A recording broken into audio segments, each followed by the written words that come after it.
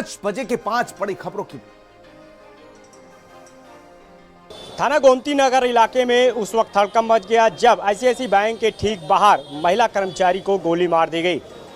दिव्या मिश्रा महिला का नाम है। ये बताया गया कि उसका जो पति है मानस वाजपेयी, वो ऑटो से वहां पे पहुंचा था और उसी वक्त दिव्या मिश्रा जो है अपने किसी क्लाइंट को अटेंड करके गाड़ी से उतरी थी, लेकिन उसी वक्त जो मानस वाजपेयी है वो उसके पास पहुंचा और आईसीआईसीआई बैंक के ठीक सामने एक के बाद एक उसको 2 गोली मारी गई। ये बताया गया कि उसके दोनों हाथों में जो असलहे थे, पिस्टल से उसने ये गोली मारी। उसके बाद खुद ऑटो में बैठा और ऑटो में बैठने के बाद सीधे अपने घर पहुंचा, यानी कुछ ही किलोमीटर पे जो उसका घर था वहां पे पहुंचा और यहाँ पर बहन के साथ वो रह रहा था क्योंकि माता पिता उसके यहाँ पे नहीं है। लिहाजा बहन के साथ उसने अपने कमरे को लॉक किया और जब तक कोई कुछ समझ पाता अंदर से जो है गोली चलने की आवाज़ सुनाई दी, जिसके बाद जो यहाँ पे जो लोग थे उन्होंने जब दरवाज़ा जो है खोला है तो अंदर जो है दोनों खून से लथपथ हालत में पाए गए। तत्काल पुलिस को सूचना दी गई, पुलिस मौके पे पहुंची और जो मानस वाजपेयी है और उसकी जो बहन है तुलका, उसको तत्काल जो है हॉस्पिटल भेजा गया, लेकिन डॉक्टरों ने मृत घोषित कर दिया है। ये सबसे बड़ी घटना है राजधानी लखनऊ के पॉश एरिया गोमती नगर इलाके की, जहां पे मानस वाजपेयी ने पहले अपनी पत्नी दिव्या मिश्रा को मौत के घाट उतारा, उसके बाद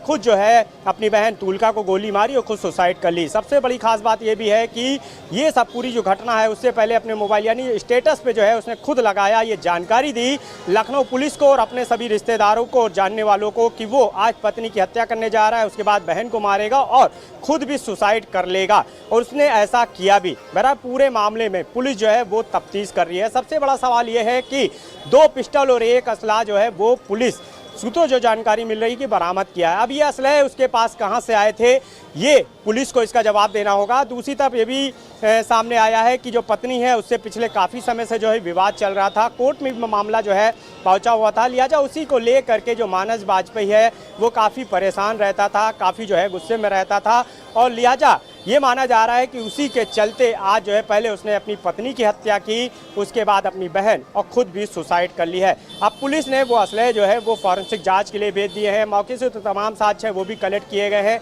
फॉरेंसिक टीम भी इस पूरे मामले की जांच कर रही है। जो टीमें हैं वो अभी भी पड़ताल कर रही हैं क्योंकि मौके से कोई भी ऐसा दस्तावेज बरामद नहीं हुआ है जो ये बता सके कि आखिर असल वजह क्या है। लेकिन शुरुआती पड़ताल में जो पुलिस है वो यही कह रही है कि पत्नी से विवाद के चलते मानस वाजपेयी ने इतना बड़ा कदम उठाया है।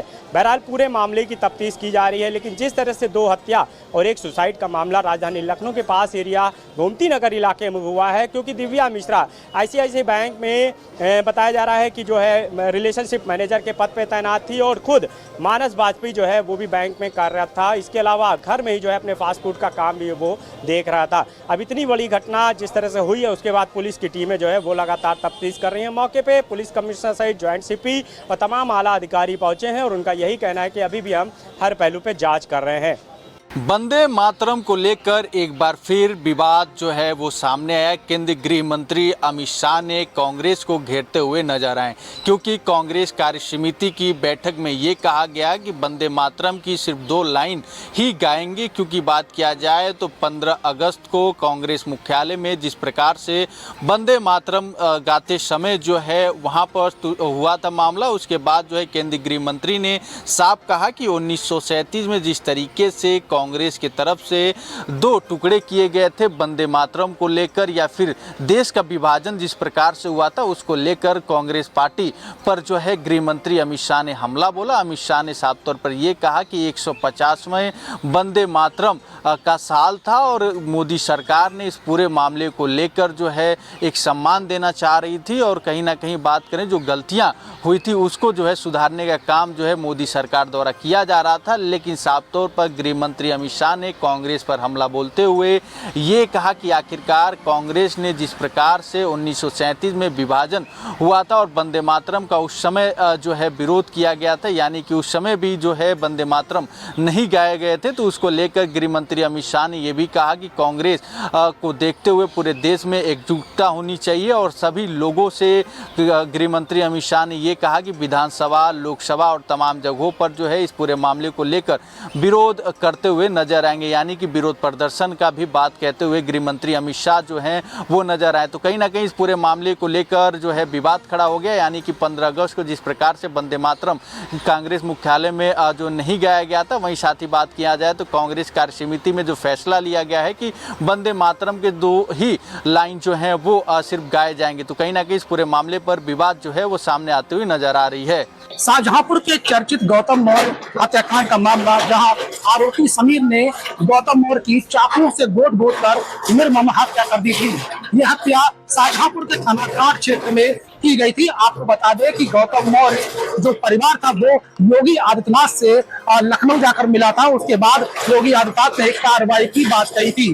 आपको ये भी बताते चले, जो पीड़ित परिवार है उसने मौत के जो हत्या के बाद धरना प्रदर्शन भी किया था और तमाम जो हिंदूवादी नेता थे वो सड़कों पर उतर आए थे और आंदोलन शुरू कर दिया था। उसके बाद कहीं ना कहीं जिस तरीके जो प्रशासन ने जो कार्रवाई की है वो अब बुलडोजर की कार्रवाई समीर के घर पर की जा रही है। आपको बता दें, समीर के घर में करीब 40 परिवार यहाँ पर रहते थे उस मकान में, लेकिन वही जो पीड़ित परिवार है वो उसका कहना था कि जिस तरीके से हाफ एनकाउंटर किया था उससे वो खुश नहीं थे। लेकिन कहीं ना कहीं जिस तरीके से वो कार्रवाई की लगातार मांग कर रहे थे कि आरोपी के खिलाफ बुलडोजर की कार्रवाई हो, उसका मकान जमींदोज किया जाए और उसका फुल एनकाउंटर हो। लेकिन योगी आदित्यनाथ ने जीरो टॉलरेंस की नीति के तहत आज एक बड़ी कार्रवाई जनपद शाहजहांपुर में देखने को मिली है। आपको बता दें कि शाहजहांपुर में समीर का जो मकान है वो बुलडोजर से आज पूरी तरीके से गिराया जा रहा है। तो भाई जो समीर के परिवार वाले थे उनका कहना है कि ये एक तरफा कार्रवाई है, क्योंकि एक हिंदू नेता जो हिंदू युवक था जो आरोपी था उसको भी पुलिस ने गिरफ्तार करके जेल भेज दिया, लेकिन उसके घर पर बुलडोजर की कार्रवाई क्यों नहीं हो रही है। तमाम ऐसी बातें थी। लेकिन जिस तरीके से प्रेम प्रसंग के चलते जो समीर ने गौतम मौर्य की चाकुओं से गोदकर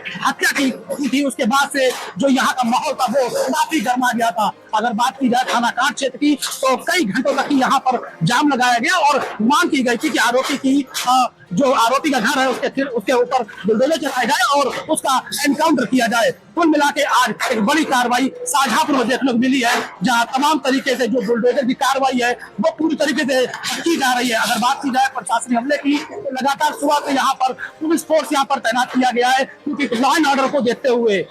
मेरठ के चौधरी चरण सिंह विश्वविद्यालय की एक छात्रा के साथ एक दरोगा ने बलात्कार किया है। यह दरोगा मेडिकल इलाके के तेजगढ़ी चौकी पर तैनात था, लंबे समय से तैनात था और रायबरेली का रहने वाला है। छात्रा यहीं यूनिवर्सिटी कैंपस में पढ़ा करती थी, जहां पर दरोगा वॉक करने जाता था। इसी दौरान छात्रा से उसकी मुलाकात हुई और मुलाकात दोस्ती में बदल गई। ये दोस्ती बहुत जल्दी प्यार में भी तब्दील हुई और उसके बाद मामला शादी तक पहुंचा। शादी का भरोसा दिलाया, प्रस्ताव रखा और उसके बाद छात्रा उस दरोगा के ऊपर यकीन करने लगी। एक दिन दरोगा ललित मोहन अपने साथी दरोगा के फ्लैट पर उस छात्रा को यूनिवर्सिटी से ले गया और वहां उसे शादी का वायदा करके उसके साथ शारीरिक संबंध बनाई। इस घटना के बाद जब वो छात्रा कम्युनिकेट करती उस दरोगा से तो वो उसको नकारने लगा। जब इंतहा हो गई तो वो पुलिस के पास गई और उसने पुलिस को अपनी पूरी पीड़ा बताई, लेकिन थाने की पुलिस ने उसकी फरियाद नहीं सुनी। बाद में वो लगातार अपने सोर्सेज के माध्यम से पुलिस को अप्रोच करती रही, तब जाकर कई दिन बाद उसका मुकदमा दर्ज हुआ। इस दौरान मेडिकल थाने में तैनात उस दरोगा को थाने के थानेदार ने छुट्टी दे दी और रिलीव कर दिया। उससे कह दिया कि अब तुम कोर्ट जाओ, मुकदमा लिखा जाएगा। इस पूरे प्रकरण में जब छात्रा वहां स्टेटमेंट देने पहुंची तो उसके ऊपर समझौते का, केस वापसी का दबाव बनाया गया।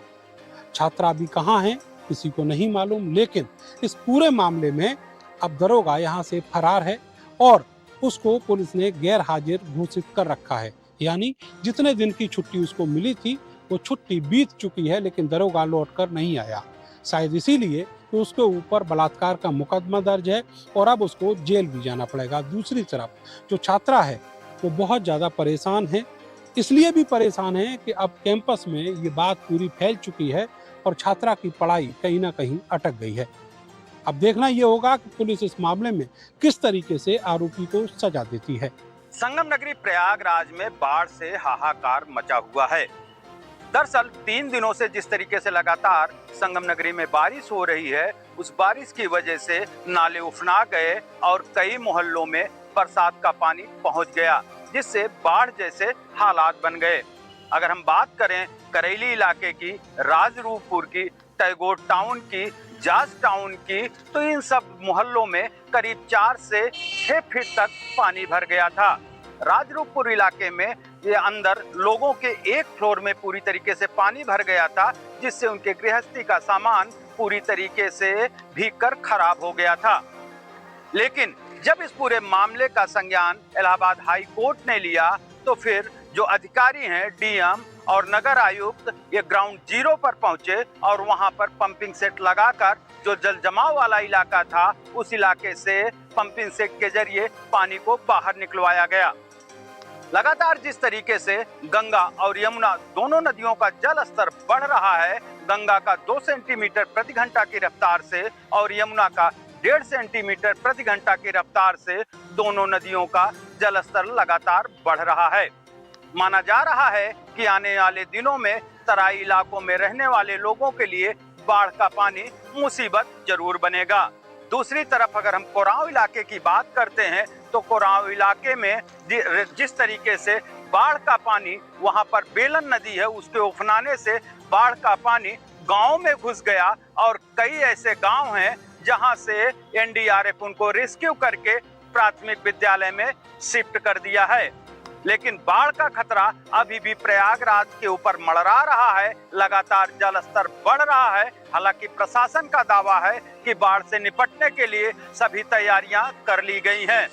100 से अधिक बाढ़ राहत चौकी बनाई गई है और प्रशासनिक अमले को अलर्ट मोड में रखा गया है। 24 घंटे कंट्रोल रूम से मॉनिटरिंग की जा रही है।